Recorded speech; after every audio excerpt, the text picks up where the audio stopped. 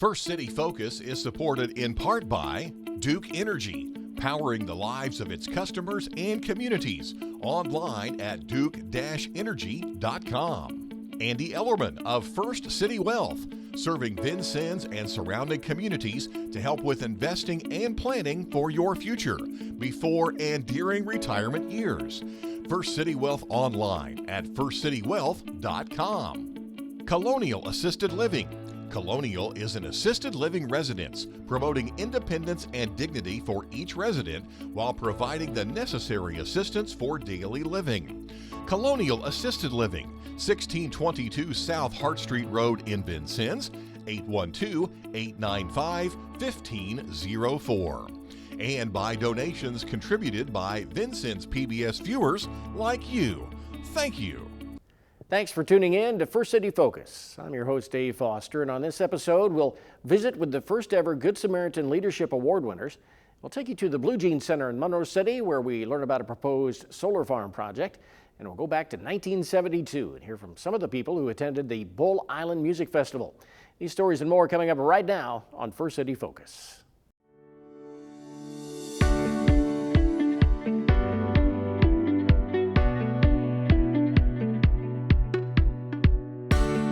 It's a night of celebration and community support as the Good Samaritan Hospital Foundation prepares for its annual gala, returning this year with a Denim and Diamonds theme. The event raises funds for scholarships that support the next generation of healthcare professionals and introduces a new tradition, the Good Samaritan Leadership Award. Joining us on this segment of First City Focus are the inaugural honorees, Helen Seirp, longtime Foundation Board President, and Pat Summers, Director for Nursing for Good Samaritan and Deaconess, both being recognized for their dedication, leadership, and lasting impact on the hospital and the community they serve. Thank you both for being here today. Thank you. So let's start out and just share a little bit about your professional background and what Good Sam means to you. So whoever wants to go first. Well, I'll do that. I'll have to say that my professional nursing all began in 1958 when I graduated from high school, and I headed right to New York City to Mount Sinai Hospital. Very large place. And of course, New York City is very large, and coming from a small town, that was quite an adjustment. From there, I've been in a total of 5 different hospitals in my lifetime. And that's been a wonderful experience to do that, because in each place that you go, you see new opportunities that come about. And that just triggers a lot of people to begin to volunteer, do work to help you out, and make everything go. And I tell you, it's been from Washington, Indiana, to Brazil, to Paoli, to Evansville, to Vincennes. All 5 have been a wonderful experience. And I've just, between that and serving in hospitals, I've also had that wonderful opportunity to also teach. And I was at VU and helped get the LPN program started and did a lot of things there. And then I ended up going to the University of Evansville, finished up my BS degree, and to IU in Indianapolis those days. You had to go up to Indy, and finished up my master's in nursing administration. And from there, I went down to Deaconess, and for 1 year, got to serve as an administrative co-worker, you might say. And lo and behold, when that year was up, the vice president of nursing was retiring, and they came after me to stay, of which I did. And so I had that opportunity as vice president of nursing at Deaconess for a few years. And then I got a phone call eventually and came back to Good Sam, which was a wonderful opportunity. I felt like I just kind of took my career, made a big circle around, and ended up where I started. And so that's been a wonderful, wonderful thing in my life. Awesome. And I can't help but thank so many people that have guided me along the way. It's just been a miracle. All right. Helen, tell us about yourself. Well, my background professionally is a little bit different. It is not medically related. I was in finance for 50 plus years. Most of that time, 42 of those years at Old National Bank. And they were very gracious in giving me time to volunteer, to be in the community, which is what brought me to the hospital foundation. Okay. And how long have you been with the foundation board? Both of you? I've been with the board maybe 30 years. Wow. Yeah. Yeah. So Talking about the gala coming up, the Denim and Diamonds is the theme, and it's Saturday, November 15th, be at Highland Woods. So can you tell us why this gala is important to the foundation? I think the primary community awareness of what the foundation does, and when you bring close to 400 people together in a room and you're able to tell your story, I think that's why these types of events are important. Yeah, and we talk about the foundation and the hospital, they're actually two separate entities, kind of. So can you kind of explain what the foundation does for folks who don't know? Well, the foundation supports the mission of the hospital, first and foremost, and they look to us for financial support. We are a 501c3, just like the hospital, and we support the hospital and the patients and the community in many, many ways. And I think the primary way is through scholarships, through many of the capital campaign projects of building the new hospital, building the Hetty Center. We've just had a lot of really good partnerships with Good Samaritan Hospital. And of course, they're introducing the Good Samaritan Leadership Awards, which you two, again, are the first recipients for that. So when you learned you were going to receive these, how did you both take that in? Oh, it was a wonderful surprise, one that you just would never have thought about. And I have to say that I look back and think about that I was active in nursing a little over 40 years. And I look and I think, hey, as I'm getting older, I don't want to stop that opportunity. You want to keep going because it's so great to see how people work together. And when you talk about that gala and everybody, 400 people getting together in one big room, let me tell you, you see your friends, you make new friends, and you just talk about the hospital and everything that's going on. And you also get to listen to the people of what they're saying they would like to have happen. And so there's a lot you can pick up there and take back to the future as to what you might be doing. Yeah. Helen, what were your thoughts when they told you were going to be recognized this way? Well, like Pat said, I was very surprised and honored and humbled. I don't think anybody does philanthropy work, volunteer work, wanting to be recognized. It's fun. It's a lot of fun. I'm one of those kind of strange people that likes doing capital campaigns. I don't know why, but it's just so rewarding to be able to be a part of something like the Hospital Foundation. Yeah, and as you receive this award, and of course you're raising money for scholarships for the next generation. So what do you hope to inspire folks to do with how you've been recognized? Well, I think that people will probably, knowing both of us perhaps, will begin to think, now what are the opportunities that I might have if I got involved with the hospital? And of course, a lot of it, when you think about all the things that you can do in a hospital, let me tell you, it is endless. Because you've got so many clinical areas in which you can go to school, you can study about it, you can become a practitioner. And the opportunities that you will have in a lifetime, you can't even begin to think about all of them. It's an endless opportunity that every day you get up, there's new things happening.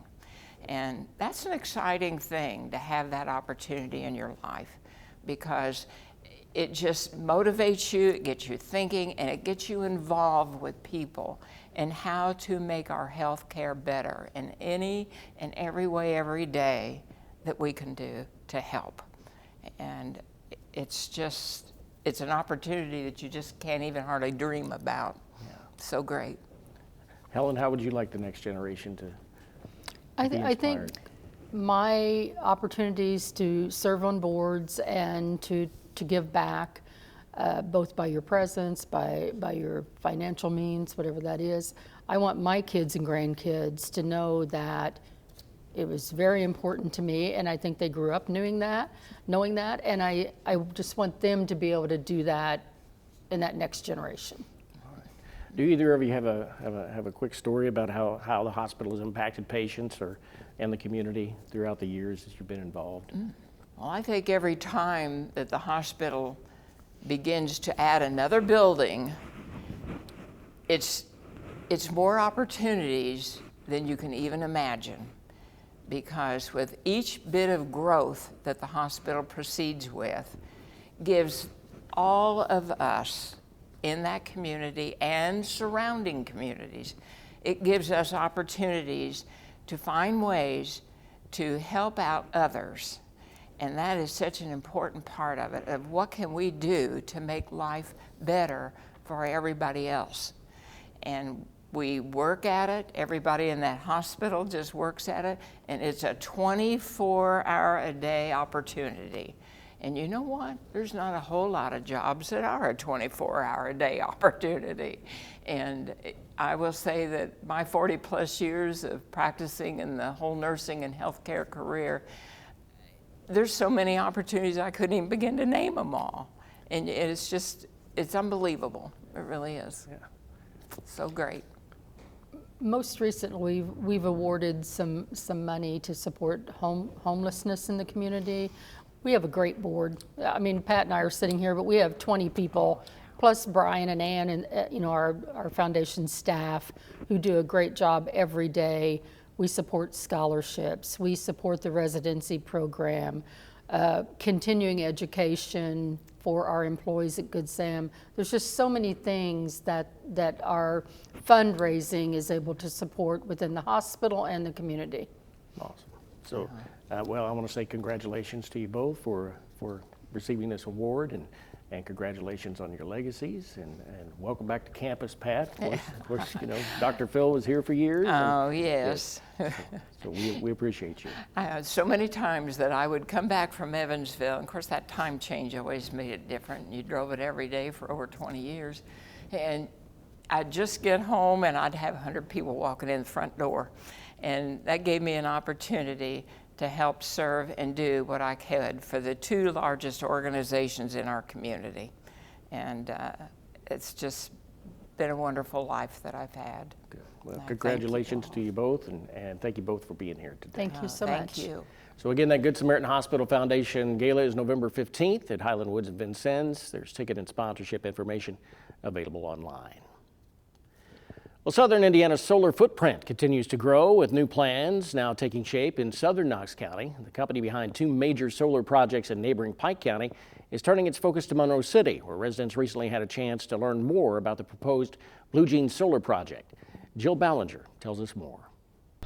Several turned out to the Blue Jeans Community Center in Monroe City for an open house, an opportunity for residents to ask questions about the Blue Jeans solar project. Arivon Energy, based in Scottsdale, Arizona, plans to build the utility-scale solar farm on 700 to 800 acres of land a few miles south of Monroe City. The project area stretches along the east side of State Road 61, north of Petersburg and the White River in what's locally known as the Kalmuck area. The company says construction could begin in 2027. Normally they take about a year to a year and a half to develop, depending on Mother Nature and how much weather wants to cooperate with us. During the peak of construction, probably 200 to 300 jobs through that. After it's done, there'll be a handful of people who stay around to maintain the property, because Arivon is an owner-operator of the project. We don't develop it and then sell it. We own and operate it. Company officials say they're committed to operating transparently during the development process, and that this mid-October open house was part of an ongoing effort to keep the community informed. They say the Blue Jeans project is similar in design to Arivon's recently completed Rats 1 and Heirloom solar projects in Pike County. Those developments mark major private investments in southern Indiana's renewable energy network. Together, the two Pike County projects total close to $400 million in capital investment and generate enough power to serve roughly 28,000 homes each year. We asked Arivon's Community Relations Director where the power from the Blue Jeans solar project will be going. So the power will go to the local station here, and then it'll go to the point of where it's first needed, right? It's like water in a pipe. We don't have an extension cord that goes all the way from here to California or here to Gibson County. It's going to hit the generation center here locally. It's not really, because the generation center is our plant, but when it hits the point of intersection, it gets into the system right there, and it's going to flow just like every other electron does in the system. We can't put someone's address on it and say, please go to Pat McDonald's home. It's going to go to the first place it's needed. First City Focus spoke with area residents who attended the open house. However, none would appear on camera. They did express concerns to us about setback locations between the solar farm and private property, as well as increased traffic during construction. Some told us they would take issues with the setbacks to local government officials. Others at the event raised questions about stormwater runoff, the risk of tornado damage, and impacts on wildlife. McDonald's says the company is listening, but also wants to correct some of the misinformation surrounding large solar projects. The birds are going to fly over the project and die. We're absorbing sun rays, but we're not amplifying those sun rays on some other technologies that are out there that are considered solar. Toxins in the water. The panels are completely sealed and there's not toxic runoff from the panels that are going to get into the water system. We're not going to create a heat inversion in the area and attract tornadoes. Those things are just scientifically not proven.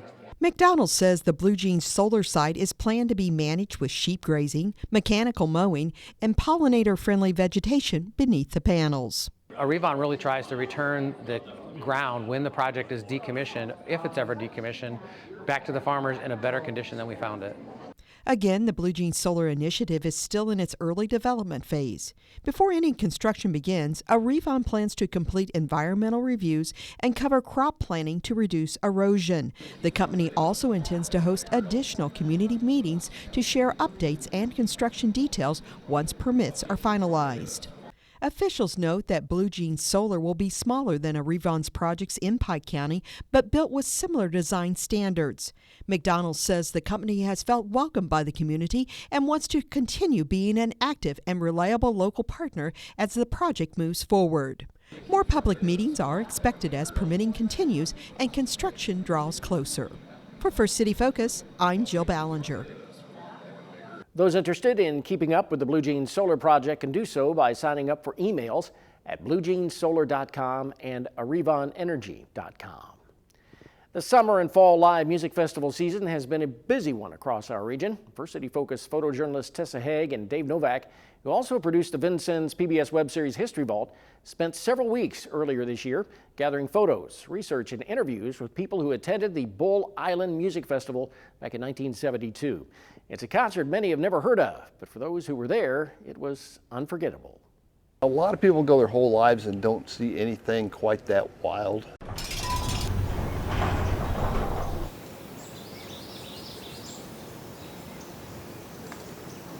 A quiet strip of farmland along the Wabash River suddenly transformed into the site of one of the most infamous rock festivals in Midwest history. Officially, it was called the Erie Canal Soda Pop Festival, but most people know it simply as Bull Island.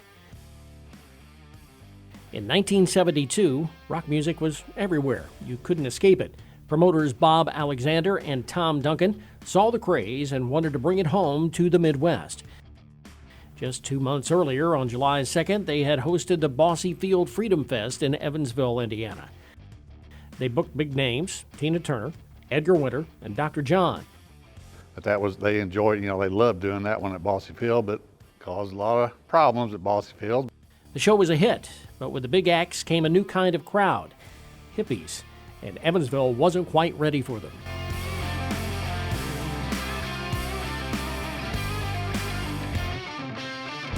Then him and Alexander wanted to do a bigger one.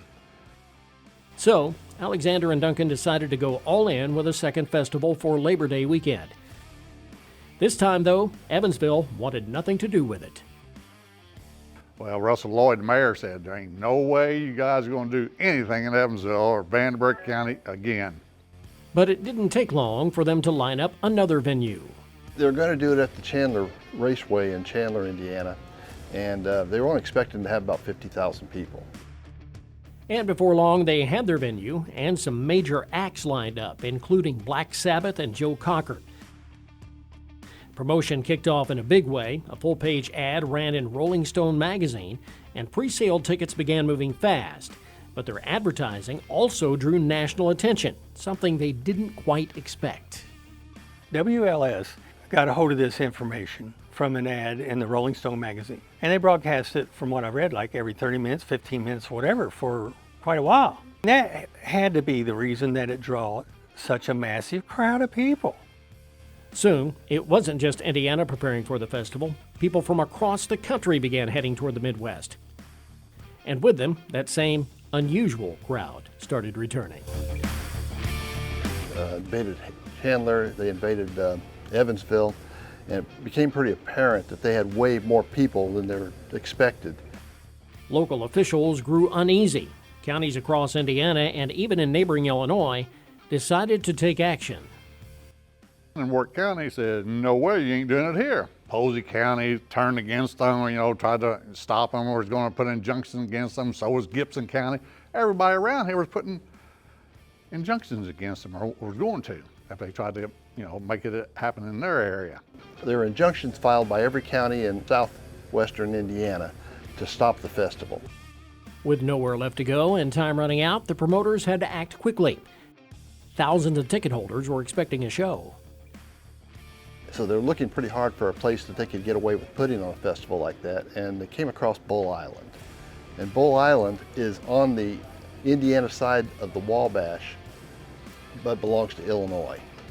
So the authorities on both states weren't sure how to handle it. They didn't know who had jurisdiction. The owner's a guy named Irvin Hagedorn. They approached him about it and said they wanted to buy the land. He wanted $200,000 for it. They put down $50,000.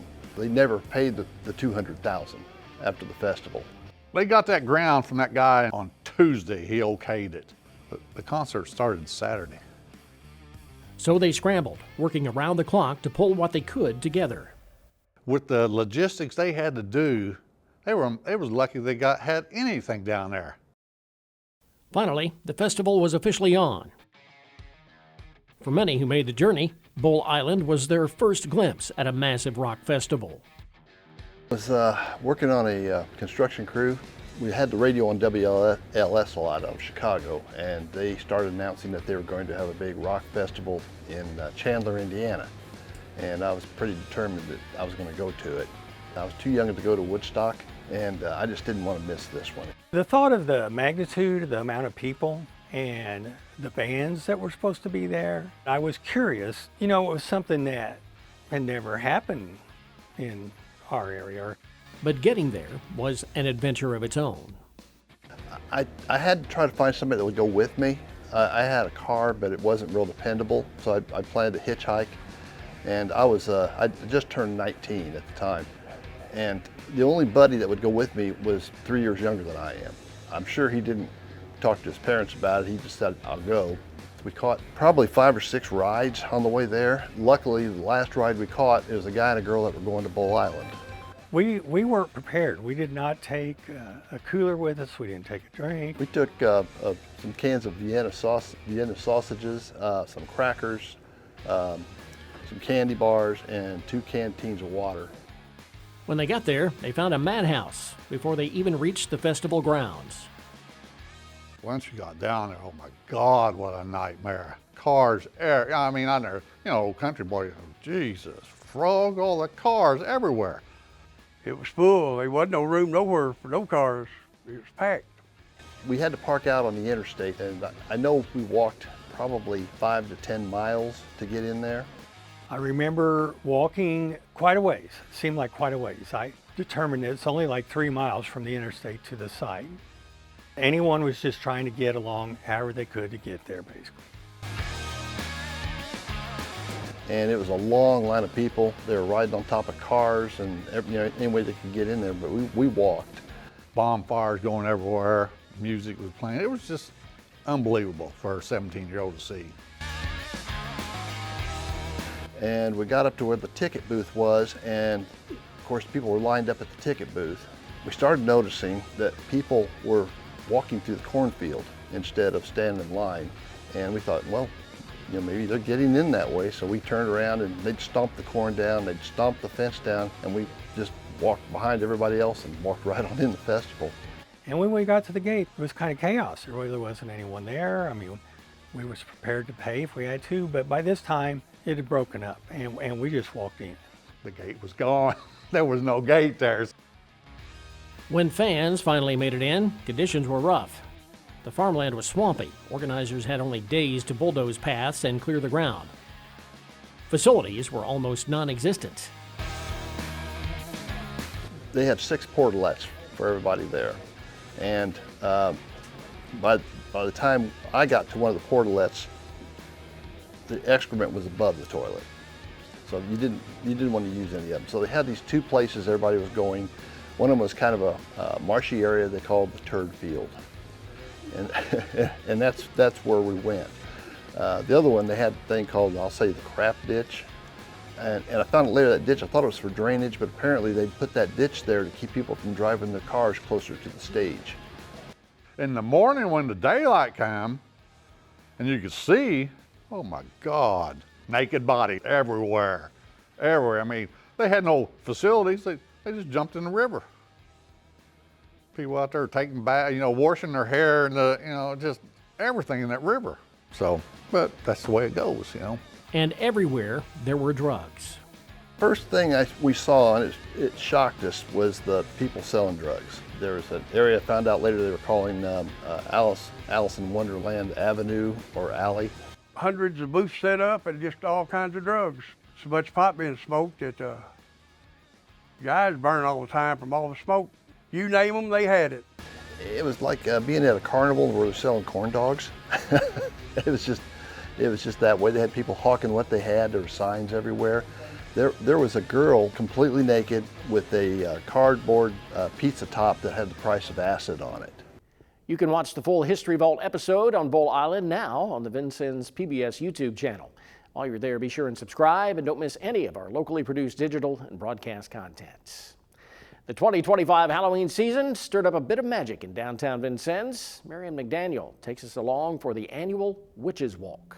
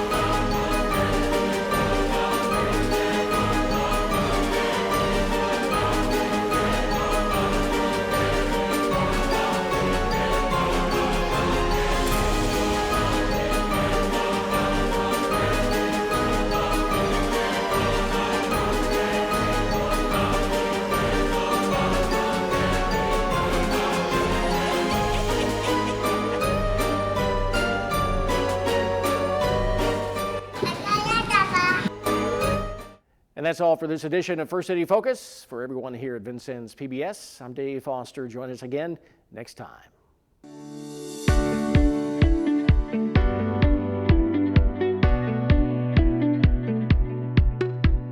First City Focus is supported in part by Duke Energy, powering the lives of its customers and communities. Online at duke-energy.com. Andy Ellerman of First City Wealth, serving Vincennes and surrounding communities to help with investing and planning for your future before and during retirement years. First City Wealth online at firstcitywealth.com. Colonial Assisted Living.